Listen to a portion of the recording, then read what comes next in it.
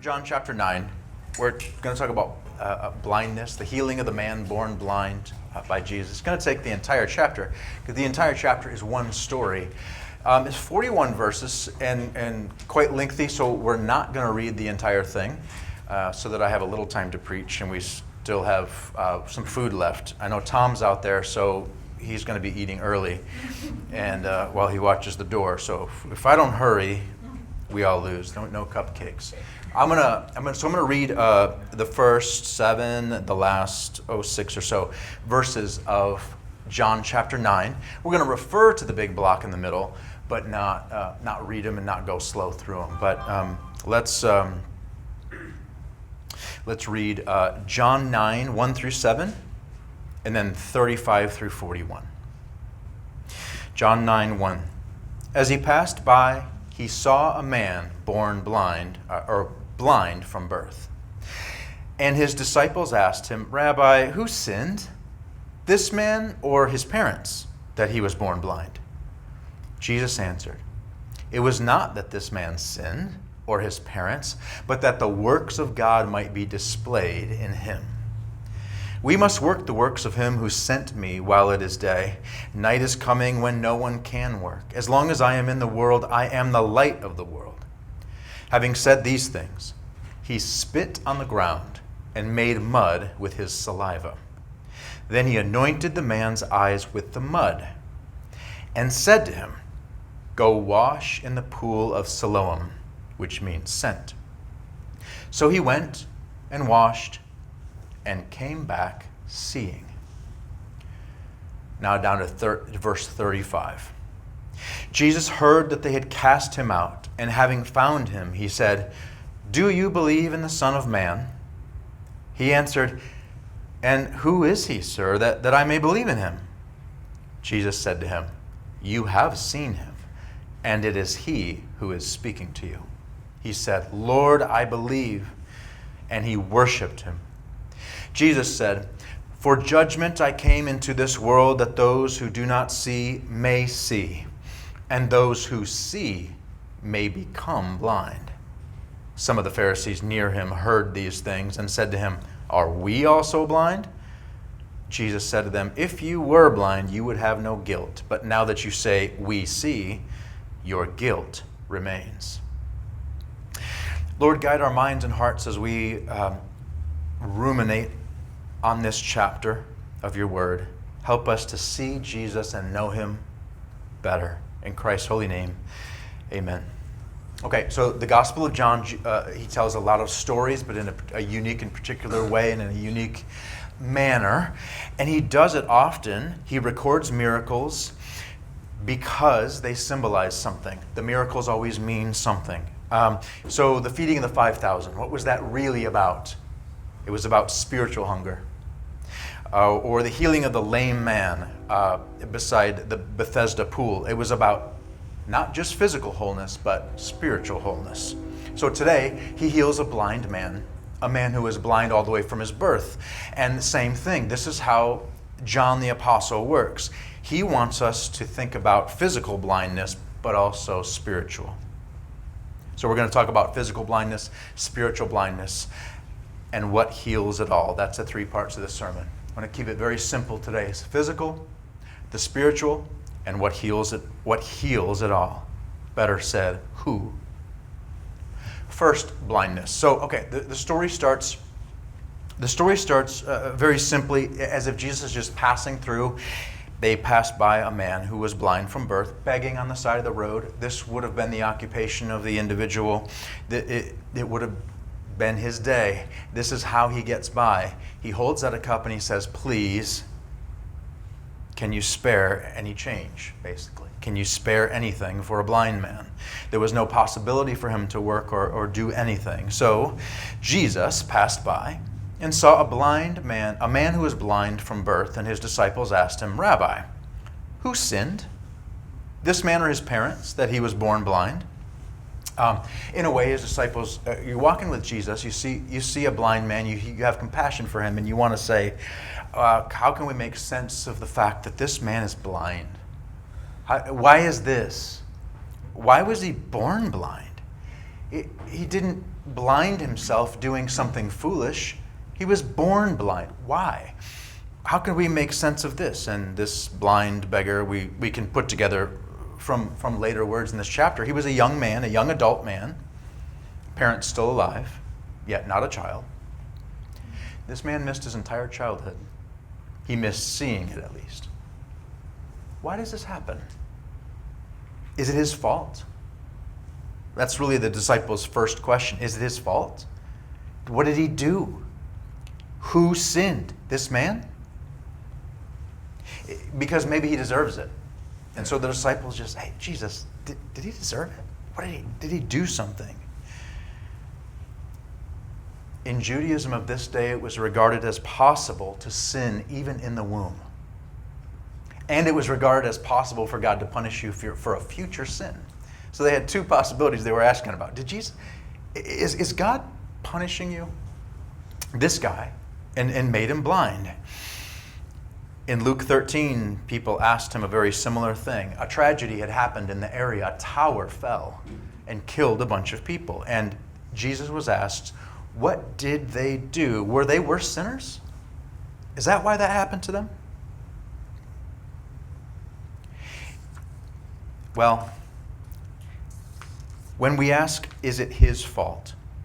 We're doing something that a lot of successful people do in our world, and that is to think about malady or calamity or just being down and out as a result of being less particularly performative in your moral life, right?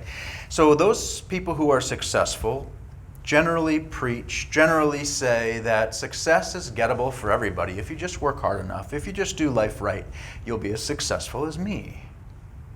When something goes right for the successful person, they say, well, I must be doing something right. Obviously, my life is working great. It's because I am performing great. I'm doing great. That produces pride and arrogance in those who have a good life. For those who have healthy children and a stable income, and it must be something I did. And surely nothing bad could happen to us, like you pass a blind man begging on the side of the road. Well, that wouldn't happen to me, would it? I didn't do whatever he must have done. Not only does this produce pride, and it was producing pride in the disciples, it produces an awful cruelty to the sufferer. When we think like that, we lay guilt upon the sufferer, and on everyone, really. Because in the mind of the sufferer, I must be bad. I must be a bad person. I must have done something that would make my life this way. If I had done it better, it would be going better. But Jesus rejects that idea. He rejects the idea that it must be his fault.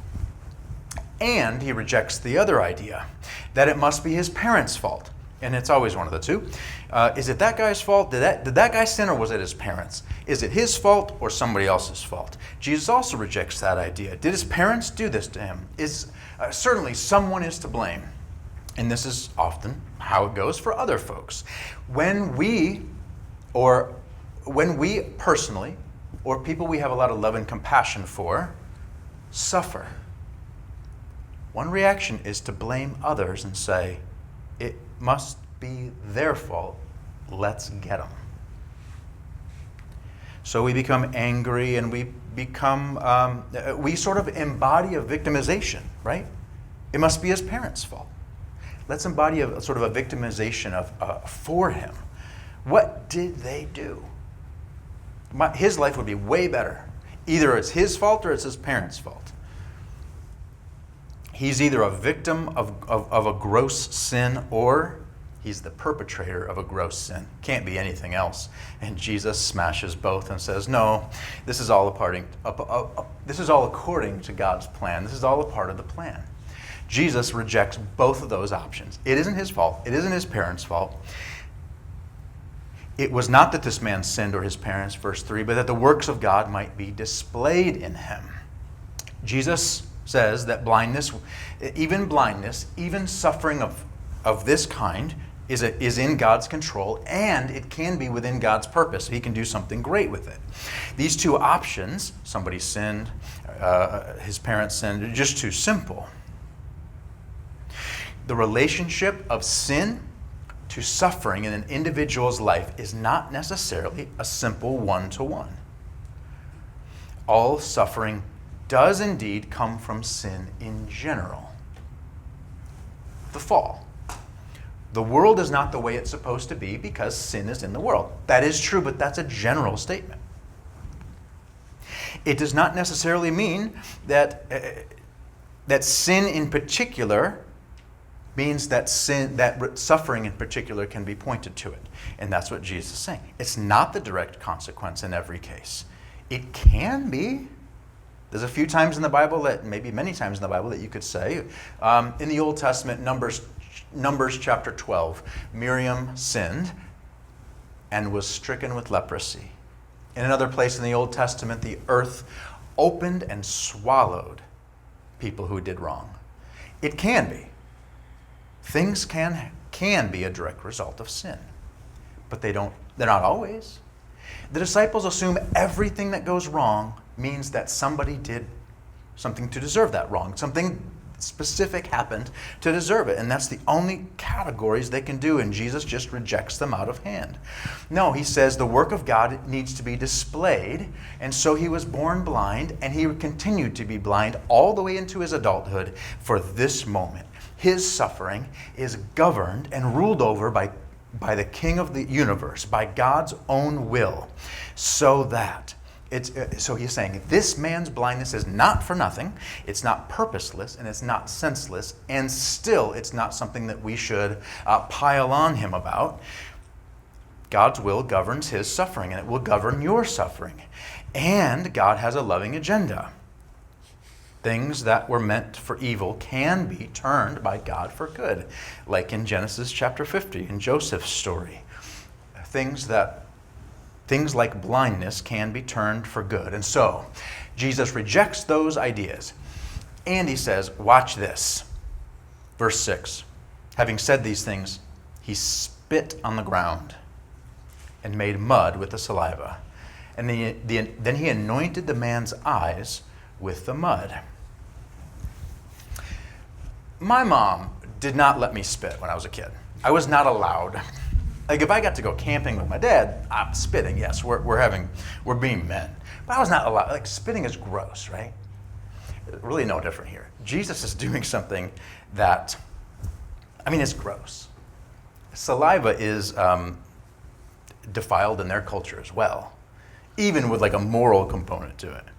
He's mixing something gross, spit, with something gross, dirt, to make something even grosser. Spit mud. It's gross, and he's using it for healing. Jesus is using pollutants, and he's doing this as an instrument of blessing. And it turns out to be quite a beautiful thing, but it starts awfully strange. He spits in the dirt. But, okay, this is Jesus. He's the one who, blood defiles, blood stains, but in Jesus, blood cleanses. Spit defiles. Spit makes us say, ew. But no, with Jesus, saliva heals. It's different. With Jesus, blindness can be a beautiful glory, can be turned to glory. So he's almost getting us ready. He says to him, go wash in the pool of Siloam, which means sent. Evidently, this little pool didn't have its own spring. It had to be fed by another pool. So they named it Sent, because all the water that you get out of this pool got sent there from another direction. But the sent one, Jesus, sends this blind beggar to the pool that's called Sent. And he went and washed and came back seeing. It's almost too easy. You could almost miss it. The power to heal came from the sent one. Jesus, not the blind man's obedience, not the pool itself, not the water, not anywhere else. When he washed, he saw. Not when Jesus put the mud on. Jesus actually obscured his vision even more. I don't know if this guy could see some light or what, but he couldn't after he had mud all over his eyes. I don't know if this guy was able to live a very clean, life, but he wasn't clean at that point. He was His face was muddy and disgusting. And he had never laid eyes on his healer. He went and he washed and he saw. And by the time he washed, Jesus wasn't there. He never saw Jesus with his eyes. He spoke. He's heard his voice. But he never saw him. And so his physical blindness was healed by the sent one. Physical blindness can mean something. And hopefully by the end of the sermon, I can clarify a couple of things it can mean and why it can be so glorious. But before we do that, let's talk about spiritual blindness, because in the middle parts, all those parts that we didn't read yet, there's a whole bunch of spiritual blindness, and this is really the point of the healing message, is to show some people are blind. They think they can see fine, and they can't. So this guy's neighbors are amazed. They say, this can't be the same guy. Is it you? He's like, yeah, it's me. It's me. I don't know his name. He's like, I'm the guy. I'm the guy you grow up with. I'm the blind guy. I can see now. They ask the healed man how it happened, and he recounts it. And so all he knows to recount it is that, look, here's what happened. A guy named Jesus healed me, verse 11. That's all. That's kind of all he knows. And his friends, his neighbors, his close, but they take him to the Pharisees, the religious rulers. And the Pharisees get really mad that Jesus had made mud on the Sabbath day. How dare he? On the Sabbath day, and for him to heal? They immediately decide this man is a sinner. He doesn't know the law. He doesn't know how to obey God. They say he's a sinner. But the beggar, he's just been healed by the guy. He's just been healed by Jesus, so he can't accept their verdict. He says, he's a prophet, verse 17. The Pharisees can't abide it. I say, okay, this must be a hoax. I bet this guy was never blind in the first place. So they go to his parents. The parents of the man are still alive. He's a relatively younger man, maybe middle-aged at most. His parents are like, look, he's an adult. Go ask him yourself. Yeah, he was blind. Yeah, he sees now, but we're not going to say any more because they knew that could get them in trouble. Go ask him. Verse 21. But the Pharisees are still sure that Jesus is a sinner, and he certainly has not healed anybody. The blind beggar was healed, and he knows he was healed by Jesus. Verse 26 says this. They said to him, what did he do to you? How did he open your eyes? By the way, this is like the second time they've asked him, and at least the third time they've asked in the passage. They're doing a full investigation, but their questions aren't getting any smarter. They just keep asking the same question. How did it happen? Who did this? So he asked them again. And this is why he answers in hilarious fashion. He answers them, I told you already. This is verse 27. And you would not listen. Why do you want to hear it again? Do you also want to become his disciples? That made them so mad. I love it when the Bible's funny, and that's funny. This guy had a great sense of humor. I don't know if growing up blind, he was just like one of those guys that was just witty and his other senses came alive in certain ways, and he was probably a great time because this guy was witty. You guys want to be his disciples, don't you? Awesome. So this guy just tearing him to shreds.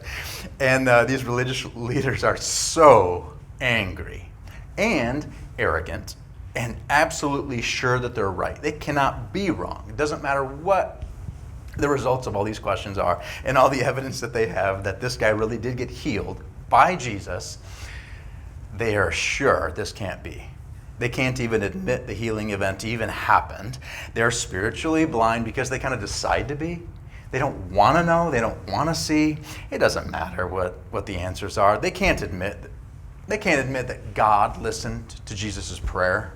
They can't admit that. And they can't admit that Jesus is truly obedient to the Father's will. They can't admit that Jesus is from God. No, they can't.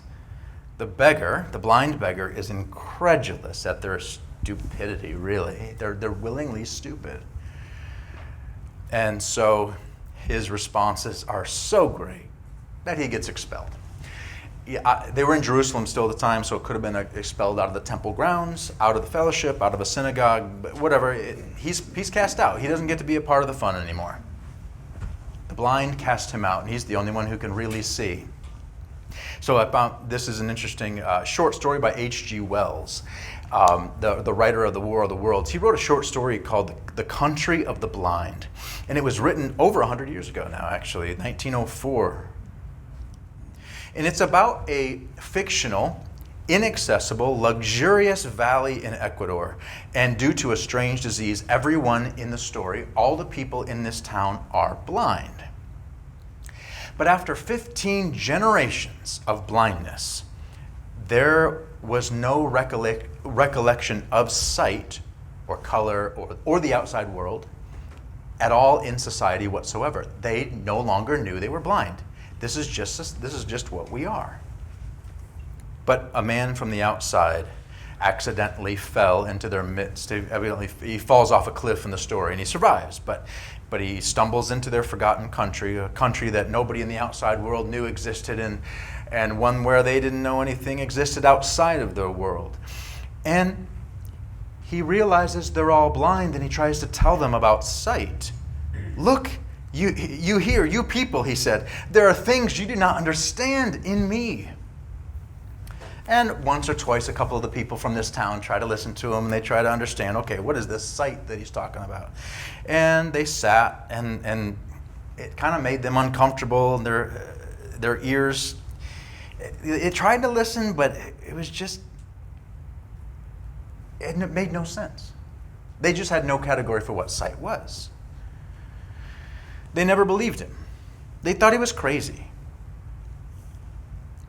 But the man fell in love with a girl, and the father, Jacob, went to talk to the doctor about him, and a conversation ensued. The doctor of the blind community said, I think I may say with reasonable certainty that in order to cure him complete, all that we need to do is a simple and easy surgical operation, namely to remove the irritant bodies, that is his eyes. We can fix this nut job if we just cut his eyes out, then he'll know that he's crazy. There's no such thing as sight. And then he will be sane, he asked. Then he will be perfectly sane. Quite admirable citizen, actually, he will be. Thank heaven for science, said Jacob. And the man would not be allowed to marry Jacob's daughter unless he submitted to that operation, to cut his eyes out, to submit to true blindness. And so what would the man do? Would he give up his sight because he was in love? And so he went to a lonely place where the meadows were beautiful with white narcissus. There he remained until the hour of his sacrifice should come. He decided he would see one last beautiful thing and then let them take his eyes. He just loved this girl so much. But as he walked and he lifted up his eyes and he saw the morning, he saw the sunrise, and the morning like an angel in golden armor, he says, marching down the steeps. It seemed to him that before this splendor, he and this blind world in the valley and his love and all were no more than a pit of sin. And the man who could see decided, no way, and he bolted. He escaped the country and left with his life. That's H.G. Wells' story. And that community of the blind just sounds a lot like these Pharisees because they're so sure. The fool is always sure. The fool is always absolutely sure they're right. And they always are going to tell you what they think. Know anybody like that? But the wise man is always going to remain curious. What does the spiritually blind man sound like? They sound like this. I have an indispensable insight. Everybody should listen to me. Okay? But they don't listen to anybody else. You're insane, the people said. I don't need help, the Pharisees said. How dare you suggest I'm blind? How dare you suggest I need anything? You see, fools, not only are they really sure of themselves and always want you to know what they think, they're also very touchy. Verse 34, they get really offended. Verse 40, we haven't even gotten to, they get very offended. How dare you call us blind? This reminds me of verse, so I opened this to Proverbs so that I could just point out the difference between wisdom and foolishness is whether you can listen to instruction. It says, let the wise, I'll just read verse 5 here. Let the wise hear and increase in learning. and the one who understands obtain guidance. To understand a proverb and a saying, the words of the wise and their riddles. The fear of the Lord is the beginning of knowledge. Fools despise wisdom and instruction. See the difference? The wise hear, fools despise wisdom and instruction. Who's a fool? The person that knows everything and won't listen to anybody. Who's the wise? The one who will shut up and listen. That's what we're looking for. The Pharisees wouldn't do it. What we're looking for is called poverty of spirit in Matthew chapter 5. Blessed are the poor in spirit, for theirs is the kingdom of God. They're the kind of people who reject personal pride, have a loose grip on the religious opinions that aren't core to the faith. They have a candid acknowledgement of their blindness and their shortcomings. They say, look, I'm not perfect. I don't know everything. They have indispensable characteristics of the wise person. They receive sight. They receive true revelation. They see Jesus because they're not so full of themselves and so sure of themselves that they can't listen to anybody. The Pharisees are fools. This blind beggar is becoming wise. This blind beggar is getting sight. These Pharisees who are sure they can see are becoming blind. Jesus heard in verse 35 all the way down that they had cast him out, that they had cast this blind beggar out. Having found him, he said, "Do you believe in the Son of Man?" In other words, so Jesus goes and finds this guy. This guy doesn't go find Jesus. Jesus finds him. And he asks him, do you want to put your trust in the Son of Man? And the Son of Man simply means, in the book of John, the one who reveals God to people. The Word incarnate, John 1. The one who uniquely reveals God. So I think of Son of Man means curtain puller. He's the one who reveals, who takes away the whatever's blocking our vision so that we can see truly. And that's what Jesus is being described as here. Do you trust? Do you want to put your trust in the Son of Man, the curtain puller? And he answered, "Who is he, sir? I want that I may believe in him." You remember, the blind guy never saw Jesus. He's talking right to him. He has no idea. I don't know why he can't remember his voice, but he doesn't know. What does the seeing man sound like? The blind beggar, he sounds like, "I cannot see. I'm blinded by sin. I'm limited by my finiteness. I need my eyes open. Lord, give me sight where sin has blinded me. I want to put my trust in the curtain puller." But who is he? I'm curious. I know I don't know, but please tell me. That is wise. That's wisdom. I don't know. It strikes me as one of the more wise things we can say. I don't know. Jesus said to him, "You have seen him. It is he who is speaking to you." And he said, "Lord, I believe." And he worshiped him. The man truly sees Jesus, not just physically, while the others see nothing. He prostrated himself, put himself on the ground. He put himself in a position of obeisance. He worshiped. He acknowledged this is the curtain puller. He didn't have a developed theology like we do. He did not understand a concept like the Trinity. He wouldn't have been able to say, "You're God the Son, aren't you?" That's not what he's not able to say that yet. But he does know that this is the Son of Man. He knows it's the curtain puller. This is the one who's going to show me God. Just show me the truth. And he drops to his knees and worships with all that he knows. And Jesus says, "For judgment I came into the world," verse 39, "that those who do not see may see," like this blind beggar, "and that those who see may become blind," like those Pharisees who were so sure they were right. Some are so conscious of their spiritual blindness that they seek sight. Others wrongly suppose that they can see just fine. They don't need anything. But this healing act, this little story, is an acted parable, although it's a true story. of spiritual blindness and sight, that Jesus can open the eyes of the spiritually blind. Jesus offers spiritual sight. And what do you see when you're given spiritual sight? You see Jesus. Wonderfully, we sang, turn your eyes upon Jesus. That is what spiritual sight is. Turn your eyes with your whole heart and soul and everything you have upon Jesus and see him, and that is spiritual sight, if you can see him. When you see him, you will see the reality of sin in your own life and the reality of the greatness of God, the redemption of God, and the reality of the grace of God. You'll see it. You'll see all these things come in, and it'll make sense of the rest of life. It'll make sense of even your job. That is what spiritual sight is. And some of the Pharisees heard him talking about these things in verse 40 and said, as the fool always will, oh, are we also blind? How dare you? And Jesus said to them, if you were blind, you'd have no guilt. But now that you say we see, your guilt remains.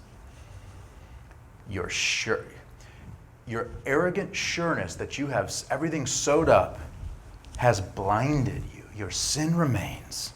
So those that can see have become blind, and those that were blind can now see, not just physically, but spiritually, in the ways that really count.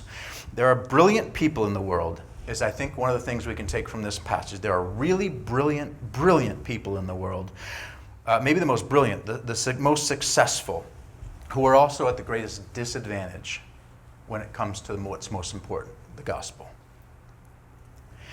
When you're a sinner who cannot save yourself, and that's the message you hear, and you are a brilliant and successful person, can you hear that?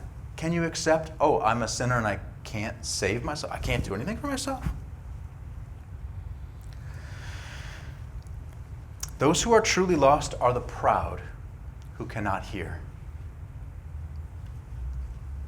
It doesn't matter how competent you are. It's sheer grace. That's a hard message for someone who's really successful. That's a hard message for someone who's really got it together. It's easier for a loser to sign on to the gospel, honestly. Just put it crassly. It's easier for somebody who does it all wrong all the time. They can hear the message, you can't do it on your own. You need help from the outside. You're blind. Somebody has to give you sight. That's what Jesus wants to teach us with the healing. And that's why this man was born blind. Not because he was a worse sinner than everybody else. Not because his parents were a worse sinner than everybody else. But because in his blindness, God wanted to display his grace, and so he did it. Jesus told us what to look for, and then he did the miracle. Pharisees said, no way, I don't see it. Blind man says, yeah, I see it. And Jesus tells us again, that's why I just did that miracle. It's to teach you spiritual blindness is solvable, but only by me, only by the Son of Man, only by the curtain puller. Not because his parents were worse sinners, but because God had a plan for him to receive sight by the hands of Jesus of Nazareth to show us how we too might be given sight by the hands of Jesus. And the way that sight comes to us, and this is always in ironic juxtaposition, isn't it? When Christ was on the cross, darkness came down upon the whole earth for 3 hours. Utter darkness. When Christ was on the cross, he couldn't see a thing for a period. He cried out, my God, why hast thou forsaken me? He lost vision. He lost the sense of the presence of his Father. Why? Poet named Lucy Shaw wrote a poem called Mary's Song. Here's a part of it. Christ was blind in my womb. This is the voice of Mary. Christ was blind in my womb to know my darkness ended. Brought to this birth for me to be newborn and for him to see me mended. I must see him torn. Here's spiritual sight. Can you see this? He was plunged into darkness so that we could see. Let's pray. Lord, open our eyes. Help us to see what is absolutely true and most important to see.